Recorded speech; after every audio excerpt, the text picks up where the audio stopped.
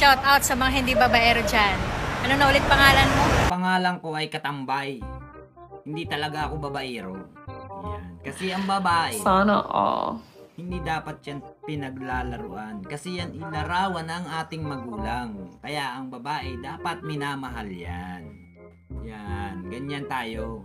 Yan ang mga ugali ng hindi babaero. Ako yun. Si Katambay.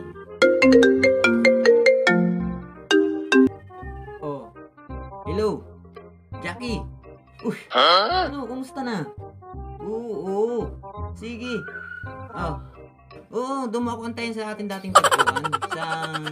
Doon pa rin. Sa dulo ng Bayabas. Antayin mo ako doon sa dulo ng Bayabas. Yan ang patunay na hindi tayo babaero, mga Katambay.